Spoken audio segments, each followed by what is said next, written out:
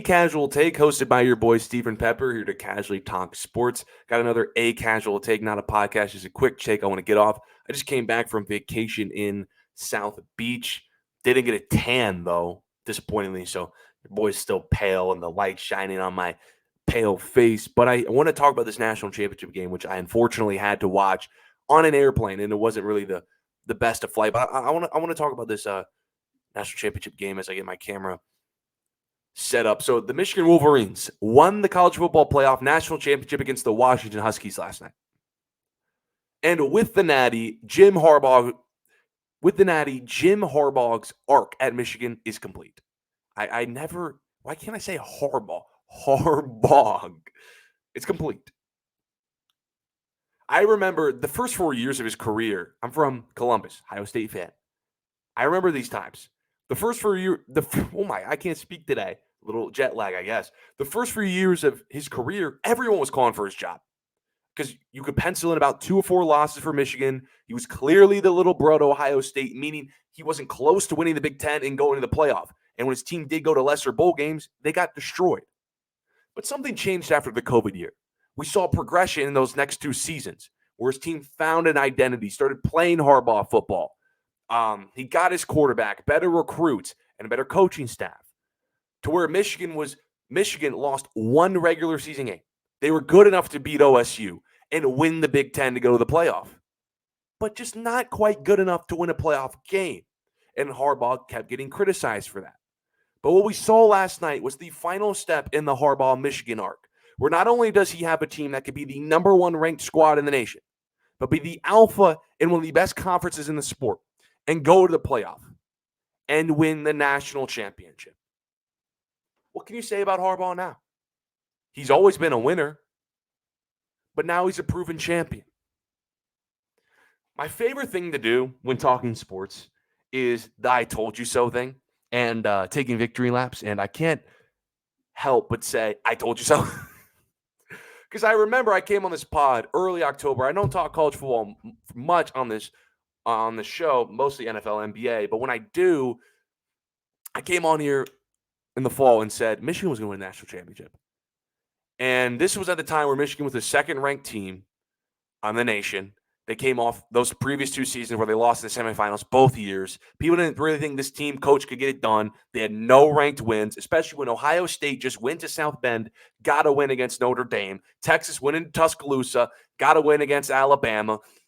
Oregon and Washington lighting up the Pac-12 with 2 NFL quarterbacks scoring 50 points a game. In Georgia, although Georgia hadn't played anybody as well, they just came off 2 back-to-back national championships. So they got a bit more of a benefit of the doubt. But I came on here and said Michigan is going to win the national championship for reasons what we saw last night. Dominate the line of scrimmage and keep the team out of the end zone. I said offensively, I don't care that there's USC's, Oregon's, even Washington's. They even called out Washington, that why Michigan was better than them. That could put up 30 to 40 points. People were saying this offense wasn't explosive. I said that didn't matter because they're going to dominate you up front.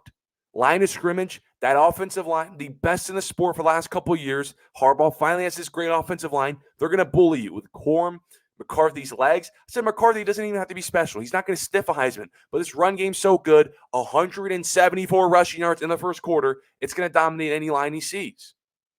They had 4 rushing touchdowns.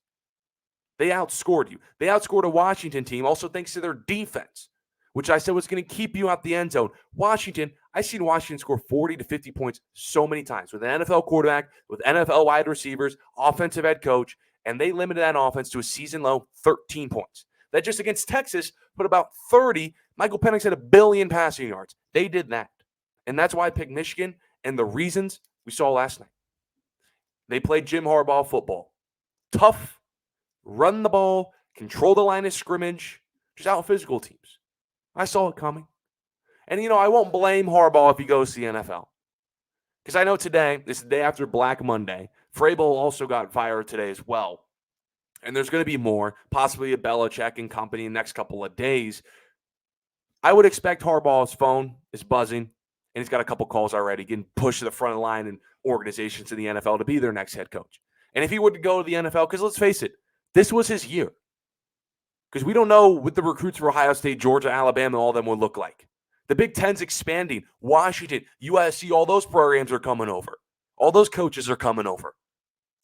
And the college football playoff, it's only going to be harder to win it because it's expanding. You're going to play more games. The season's going to be longer, and you're going to have a tougher schedule. It's hard to be ranked number one in 2025. So this was his year.